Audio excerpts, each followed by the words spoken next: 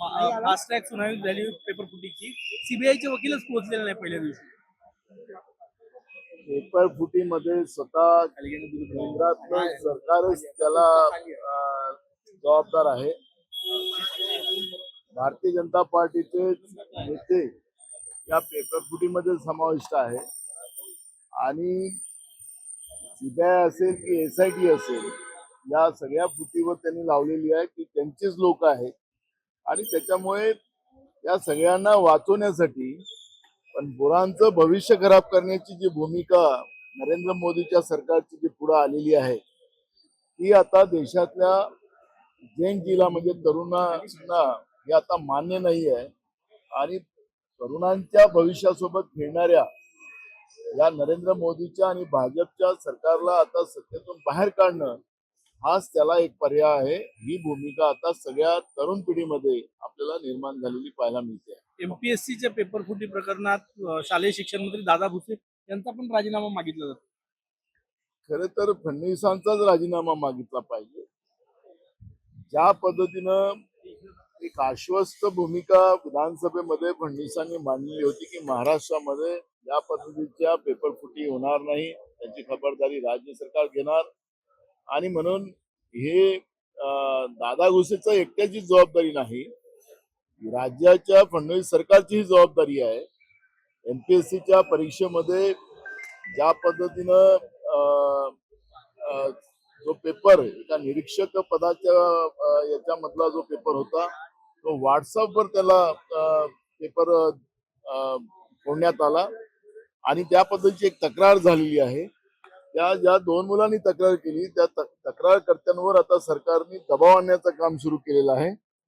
आपलं पाप लपवण्याचा प्रयत्न जेव्हा सरकार करते याचा अर्थ सरकार या सगळ्या घोटाळ्यामध्ये जबाबदार आहे हे त्याच्यातून सिद्ध होते. भाऊ पेपर सुद्धा फुटल्याची चर्चा आहे. 45 गुण असणाऱ्यांना 200 मार्क मिळाल्याची चर्चा आहे. कुठतरी ऑडिओ क्लिप व्हायरल होतात.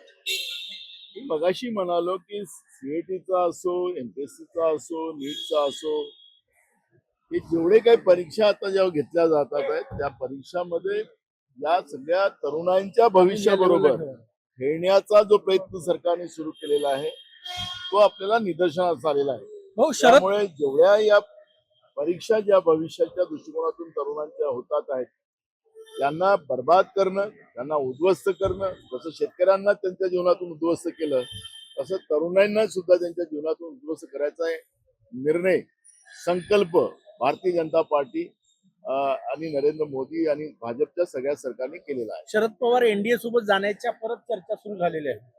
कुठतरी पार्थ पवार यांनी आणि प्रफुल्ल पटेल यांनी शरद पवारांची भेट घेतली. मला असं वाटतं की आज आमच्या समोर कोण कोणत्या पक्षात चाललेला आहे याच्यापेक्षा देशातल्या तरुणांचा जो आज प्रश्न ऐरणीवर आलेला आहे, ज्या पद्धतीनं आंदोलनकर्त्यांवर AK-47च्या माध्यमातून गोळ्या चालवल्या आल्या, पॅलेटच्या माध्यमातून गोळ्या टाकण्यात आल्या आणि त्यांना आतंकवादी आणि नक्षलवादी शहरी नक्षलवादी घोषित करण्याचा जो प्रयत्न जो केला गेलेला आहे त्या गोष्टी आता आमच्यासाठी महत्वाच्या आहेत. शेतकऱ्यांनी आंदोलन केलं तर त्याला आतंकवादी म्हणायचं, आंदोलनजीवी म्हणायचं, तसंच आता तरुणांना सुद्धा त्या पद्धतीनं आतंकवाद आणि नक्षलवादी म्हणण्याचा प्रयत्न जे सरकार करते ते आमच्यासाठी महत्वाचा प्रश्न आहे. दिल्लीत जे CJPचं आंदोलन झालं होतं त्यामध्ये गुन्हे सुद्धा दाखल झालेले आहेत, ते मागे घेण्याची मागणी होत आहे. दुसरीकडे पोलिसांनी जी चौकशी केली त्यामध्ये 2800 पेक्षा जास्त जे आहे सराईत गुन्हेगार, गंभीर गुन्हे असणारे लोक समाविष्ट झाल्याची चर्चा आहे. त्यामुळे मागणी होत आहे की गुन्हे मागवावे. या सगळ्यांचा खरं तर नरेंद्र मोदीच्या सरकारवरच गुन्हे दाखल झाले पाहिजे. हे आंदोलन त्यांच्या चुकीमुळे झालेलं आहे. पोरांच्या भविष्याशी खेळण्याच्या परिणामामुळे देशभरातल्या तरुणांनी त्या ठिकाणी जंतर मंतरवर एकत्रित आले. त्यामध्ये चुकीचे कोणी लोक 2-4 घुसले असतील, ते मुलांचं जे स्टेटमेंट येत आहे तिथल्या ते RSSचे आणि भाजपचेच लोक होते, अशा पद्धतीचं सुद्धा त्या ठिकाणी चित्र पुढे येत आहे. त्यामुळे त्या आंदोलनाला काळीमा लावण्याचा प्रयत्न RSS आणि भाजपकडून झाला असा आरोप मोर्चेकरी जे आहेत ते त्या ठिकाणी सांगतात आहेत. शरद पवार NDA के साथ जाने की चर्चा फिर से शुरू हो गई है. कांग्रेस के नेता के नाते क्या कहेंगे? देखो, हमें आज वो इशू हमारे लिए महत्व का नहीं है, कौन कौन से पार्टी में जा रहा है आ रहा है। आज हमारे देश के बच्चों के भविष्य के साथ नरेंद्र मोदी की सरकार जिस तरह से खिलवाड़ कर रही है, उनका भविष्य बर्बाद कर रही है और उनके ऊपर उनको आतंकवाद और नक्सलवादी ऐसा होने का आरोप लगाकर उनके ऊपर गुने दाखिल कर रही है। AK-47 से उनके मोर्चे में उनको AK-47 से गोलियां मारी गई है, पायलट से गोलियां मारी गई है। ये इशू हमारे लिए महत्व का है और ये इशू को हम लेके अब आगे लड़ेंगे। सचिन भाई या दोन करू.